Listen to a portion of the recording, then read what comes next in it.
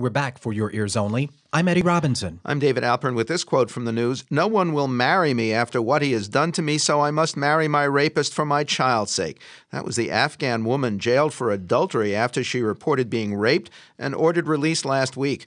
According to local tradition, she may insist that one of the rapist's sisters marry one of her brothers as insurance for her own safety. Now this. We have seized 150 website domain names as a result of this operation, all websites engaged in counterfeiting and pirating violations. Last week's federal crackdown on cybercrime, as detailed by John Morton, director of the Immigration and Customs Enforcement Service, put only a fleeting cloud over this year's Cyber Monday, which saw a record $1.25 billion in online sales. That's 22% above last year, as Americans grow ever more comfortable with using smartphones, personal computers, tablets, and other gadgets to make holiday shopping more convenient and efficient. The larger question is whether deep discounting by retailers online and at the mall have pumped up sales but undercut profits and business bottom lines for the year. To help shed light on how digital sales are moving the marketplace for Your Ears Only, we're joined by Gary Schwartz, President and CEO of Impact Mobile, a global technology company that develops legal codes and standards for retailers, brands, and content owners. His new book is The Impulse Economy: Understanding Mobile Shoppers and What Makes Them Buy, published by Atria Simon & Schuster, and he blogs at theimpulseeconomy.com. Welcome to our program. Thank you for having me. How do you read the actual results of Black Friday and Cyber Monday in terms of bargains for buyers and sellers' bottom lines? Well, I mean, there's no question that the cyber cloud is growing. There was about over 500% growth in global mobile payments on Cyber Monday. There's a trend, I think, that Black Friday is ultimately becoming Cyber Friday, and we used to segregate the cloud and the mall. Where you politely went to the mall on one day and then you shopped in the cloud on another, and the world's not separate anymore. Not so politely at the mall, actually, this year. Violence, pepper spray. And other mall shopping devices. But the cloud is coming right down into the mall, and I think that's changing the dynamic of shopping. What is it going to mean for the mall and actual retailers, brickfront retailers? Well, we've already seen bookstores being rudely disrupted by Kindle.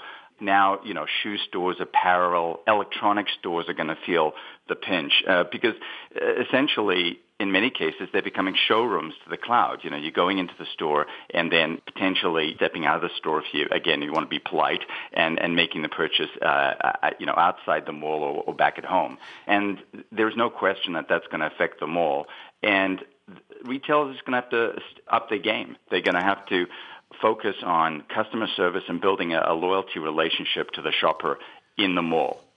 Do you see online sales skewing to more or less expensive items or the biggest discount at either level? Ultimately, whether you're actually shopping on the small screen or you're consummating the deal on the small screen, it involves all items. I could, for example, be bidding on a grand piano and then do my thoughtful selection on a large screen at home, but then bid on the small screen where it's an impulse engagement. So everything is changing, and really what you need to think of is instead of segregating it to mobile or non-mobile, you have to think of just all the proliferation of screens, and that smart digital shoppers are moving right across all their screens. Is there really more impulse buying online than in a store where you may be exposed to more possibilities than you would actually ever think of searching for online?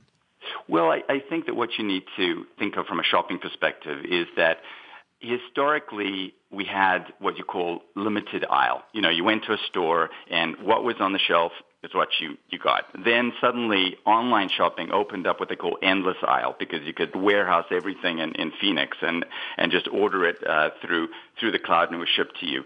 What mobile shopping is doing is it bringing it back to targeted aisle. And so it's not as much finding the deals. It's about having a relationship with a retailer and having them send you things that you care about and allowing you to to make an impulse decision on those items so that you can check out with limited thought, one-click checkout, as Amazon calls it. And I think that that's the trend. Instead of shopping for everything, we're developing closer relationships with the brands we have affinity towards. And what does the trend towards digital shopping mean for traditional advertising-driven media, radio, TV, newspapers, magazines? I mean, obviously, it's dramatically changed. It used to be that I would just buy something and put it out there and hope that there would be some brand relevancy engagement, and then hopefully, that person would remember me when they went into the store. I now think because of measurable media, and specifically mobile, is that there's more focus, obviously, on measurability in the media, but also the whole idea that I'm not just giving you an impression on a small screen, but that I'm trying to get you deeper into a conversion or some sort of sale. And that's why Visa has launched V.me. You have PayPal focusing on seamless checkout. The whole idea is to make it so that people aren't interrupted in that moment of desire. If I see something on the small screen, I want to make sure that I can go in there, make the purchase without thinking too much, because that thought will lead to abandoned shopping carts. Going back to our lead-in clip, talk about fears that cyber shopping created special vulnerabilities for fraud, identity theft, surveillance. There is a lot of hype around mobile because it's perceived as such a personal, intimate device. So anything that you do on your phone is a little bit hyped up in the media. But we're talking about targeting. You've got to have, at least on a permission-based targeted basis, you have to know who you're talking to in order to give them the deals that they require. Randall Rothenberg from the IAB says, you don't have to know that I'm a dog to know I like dog biscuits.